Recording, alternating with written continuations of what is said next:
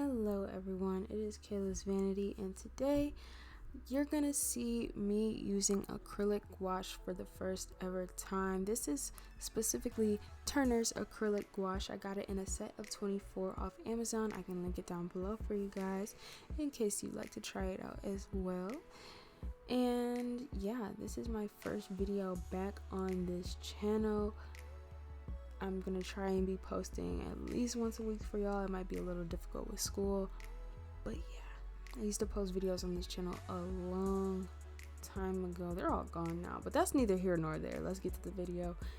Right now I'm doing these swatches of this paint. This is just good practice to do just in case the color on the tube is a bit different from what is gonna come out on your canvas or paper or whatever surface you decide to paint on. As far as the medium goes, prior to this video, I've been watching a lot of other people's videos on painting with acrylic gouache and just how their process goes to try to guesstimate what I would work best with and what would go best with how I paint in my technique to develop a process that would possibly work for me. But of course I was just kind of winging it because I never worked with this medium before. So the best thing I thought to do was go in with multiple layers of very watered down paint, because this would indeed get the smoothest application, since I did plan on using colored pencils on top of my acrylic gouache. Now you can see me going in with her skin. I used a combination of white, yellow ochre, and a color called Jaundice Brilliant. And then for the contour, the warmer places or the deeper variation of her skin tone, I added a little bit of burnt sienna to that mixture. And I was just basically going back and forth between the two and applying them basically at the same time next to each other and blending them into each other while everything was still wet, because that's how you get the best blend. And if you didn't know, acrylic gouache, once it's dry, it's dry. There's no moving it, as you know, opposed to gouache, which you can move at any time, any place, as long as you got some water. This is not like that. Each layer is its own layer. Once it dries, it's dry, it's done, it's set, it's stone. So I kind of wish that I had done a little bit even thinner layers than I did. I thought I was doing thin layers because, you know, I'm used to working with acrylic or regular gouache where you don't particularly need to water it down as much. And so I thought I was watering it down, but in hindsight, I could have watered it down a little more and been a little more patient and did a few more layers just to get that skin just right. Because when I did go in with the colored pencils, I would have liked it to be a little less textured than it was.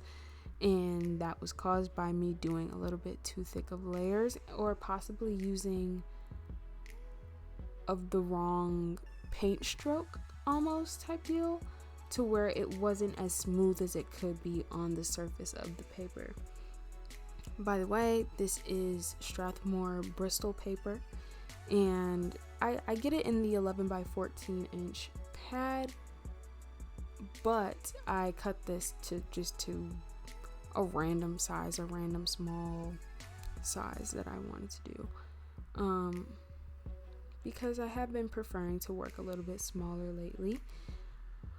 But that's neither here nor there. As you can see, I'm just continuing to blend the skin. I regret not showing you guys my palette, but I have the two skin tones mixed, and I go in with the lighter one, place it down, go in with the darker one, place it down, and then just go back and forth between the two colors until the area that I'm working on is blended.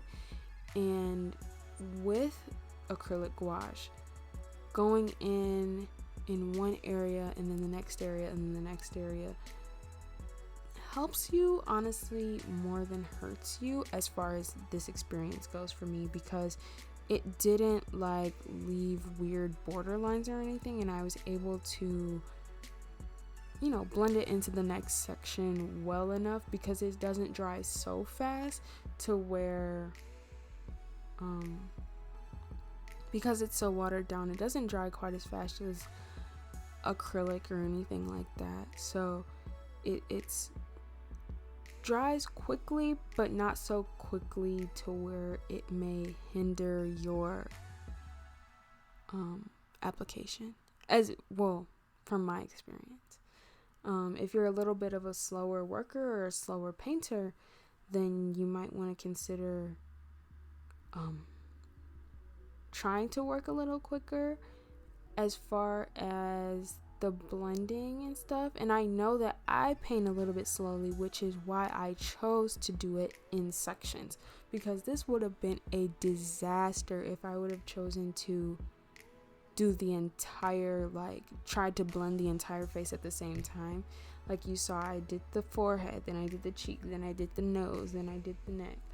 If I would have tried to do it all at once and blend it all at once, this would have been crazy. But I didn't. But yeah, so I just ended up doing multiple layers, even though I did say that I wish I would have done more layers, which I still do. I don't take that back. I wish I would have done more layers to make this be a little bit more smooth, but you can already see how many layers I'm doing. I think this is number 3 or number 4. And what you saw me do just now was get another brush similar to the one I was using. I don't really think it matters what type of brush, but it was a clean brush, no paint, just water, just to help me blend a little bit, just in case there was a little bit of the, not quite the color that I needed, or I had already placed down all of the color that I needed onto the page, and I just wanted to simply blend. Water, clean brush, blend. Yeah, so that's what I did here.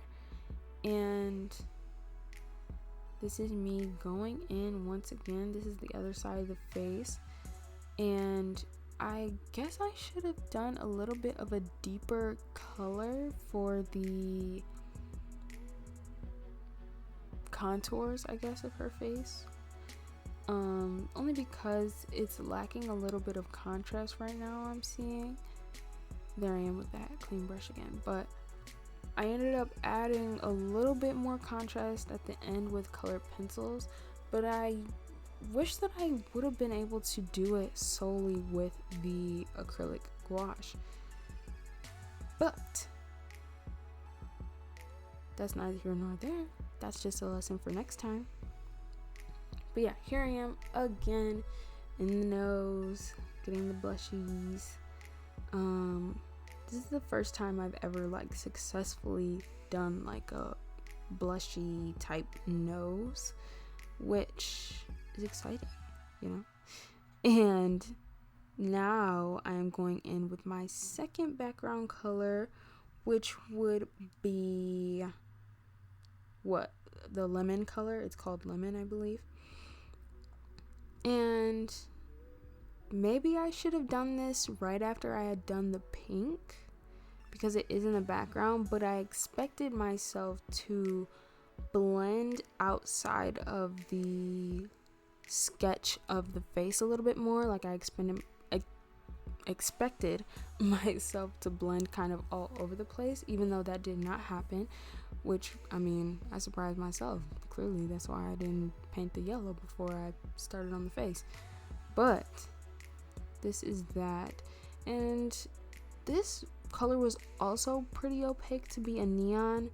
It took quite a few coats, but I believe it's only because I was going over the pink, because on the inside, as you can see, it's pretty opaque now with the just on top of the plain paper, but on the outskirts of the circle a little bit with the pink, it's gonna take a few more layers to get that completely covered and completely opaque, which is expected. It's a neon, it's yellow, so Also, I want to talk about this black paint.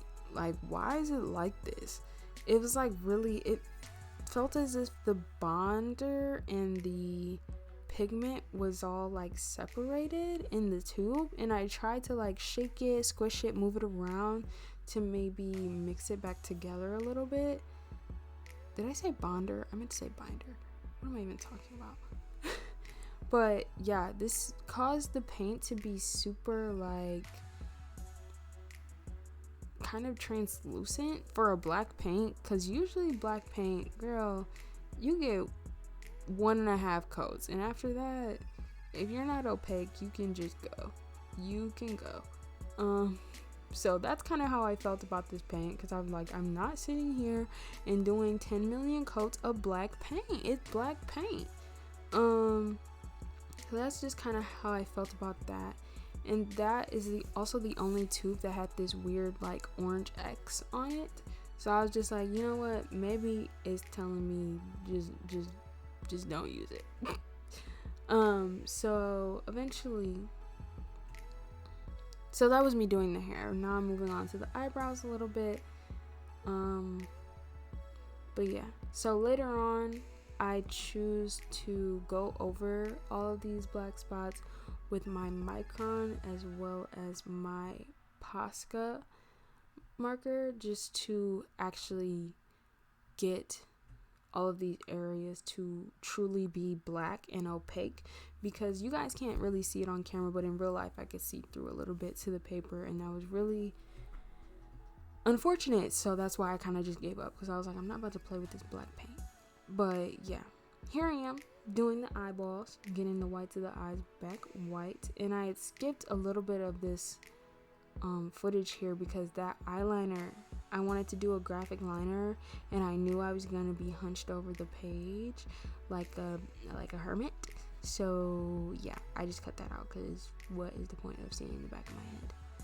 And also I did the lips, which was a little bit of the opera red mixed with some white and a little bit of her skin tone, since it was all just on my palette and stuff like that.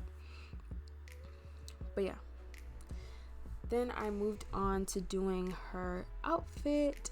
There's honestly no story behind this character. There's no story behind almost any of my characters. I just draw whatever inspires me, whatever comes to mind. I go on Pinterest and I say, ooh, I like this hairstyle, and then I draw it on someone. That's it. That's what happens. That's how I come up with my ideas.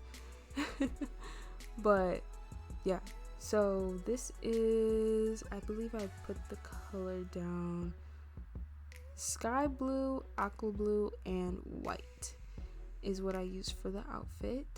And you'll see me do quite a few layers here, because this blue wasn't as pigmented as you would expect. It was kind of like it's translucent a little bit, which was kind of weird. I wasn't expecting that at all, but I got through it, and I mixed. That's why I ended up mixing in the white and the sky blue as well, just to get some more pigment on the page.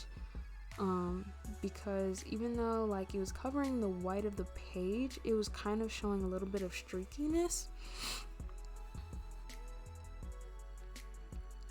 which I didn't like. So even though it wasn't showing through to the page as much, it was showing a little bit of streakiness, which I didn't like. So then I kind of just winged it and got a more opaque color by mixing the white and the lighter blue in with it, and am just going in with those colors, doing kind of a base coat, kind of starting over, but the other darker blue was already down on the page, so there was like, I can't bring it up or anything. So I kind of just went in with the lighter blue, using the darker blue to contour or outline a little bit, do some shading.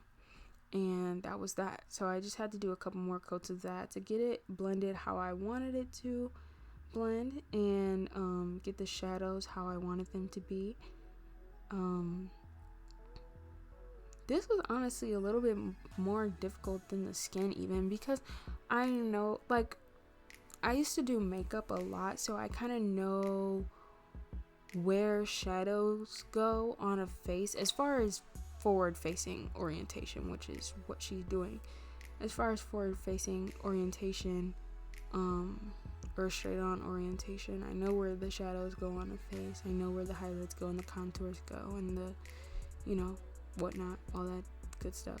But it was kind of difficult to do like the body, only because I guess I don't really like know where the shadows go here. Like obviously there's gonna be shadows under her breast and in between her legs kind of, and then I kind of for the rest of it just did shadows on the outside, and I also made her back arm all dark blue to imply that it was behind her, because it looked a little weird being like light, because it popped more than it should have for something that was supposed to be all the way behind her, you know?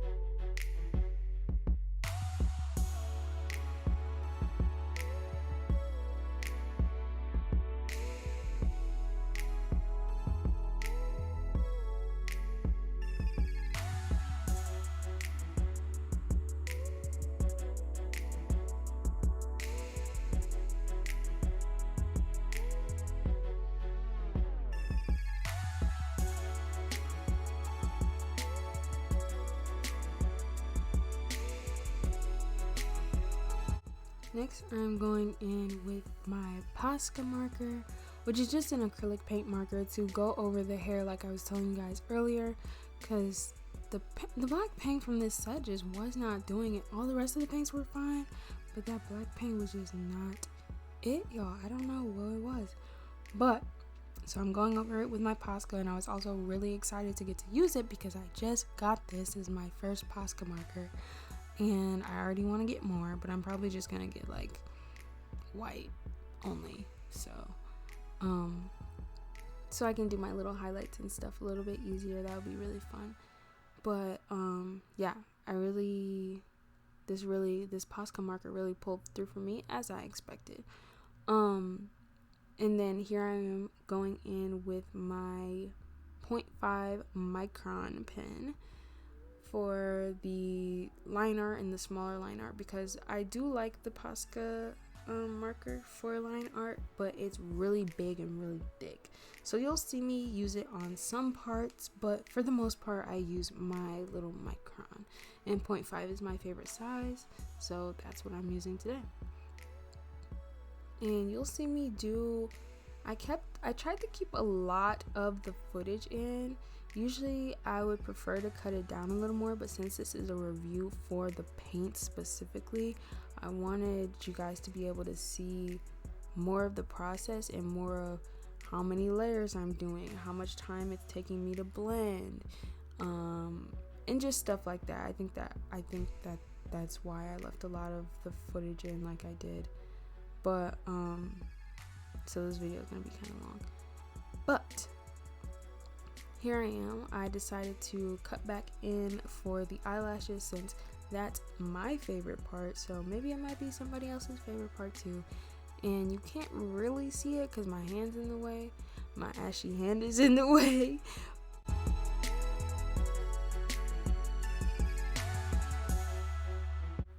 Now I'm gonna go in with my Prismacolors, and this is what I was talking about in adding a little more color with color pencils, and kind of wishing that I had done thinner coats so that my surface could be smoother for my colored pencils and they could look really smoothly blended in with her skin and also the other elements of the painting. Or I wish that I would have just simply done this job with the paint. After this experience and watching it back, I feel as if I could have done so, and I've also used the paints a couple more times since this video, but I feel like I could have done it with paint, and also colored pencils gives the paper like a little bit of a shiny texture, which I haven't been digging as much because of the way I photograph and scan my paintings in order to put them on Etsy and whatnot. So unfortunately, I don't think this one will be on Etsy, only because like I cannot get this, like I cannot like scan it correctly because the color pencils are just so shiny and so everywhere. So I'll have to fix that for my next painting. I think I just got a little color pencil happy. So, you know, you win some, you lose some. But here's me going in with colored pencil, alas. I even did some a little bit on the background. I don't really know what that yellow circle is supposed to be. Like, I don't know if it's supposed to be like the sun or what. I don't know. It's just there. A lot of, I don't know. But here I am going in with just a dry big paintbrush, just to dust away a lot of the color pencil shavings that kind of get on the page. And then I'm going in with the white color. Usually I'd go in with white acrylic, but I was trying to use as much of the paint as I could. But I'm doing the highlights in her eyes, her earrings, her lip gloss, a little bit on the hair, all that on her cheeks, on her nose. And then you can also see me going in with that blue color as well to do her little hair ties in her ponytail. And then I'm just doing a little bit of finishing touches and doing my signature. I did this with an Artesia gouache instead of this. Alright y'all, so that was the end of the video. Thank you guys so much for watching. Make sure to give this video a like if you liked it, and subscribe because there will be another video next week, trust and believe. And comment down below, what do you think? What do you think about the paints? Do you want to try them? What do you think about my painting? Do you think I should throw it in the Mississippi River? Let me know. Check out my social medias and all that good stuff, as well as my website and my shop, and I will see you guys next week. Bye.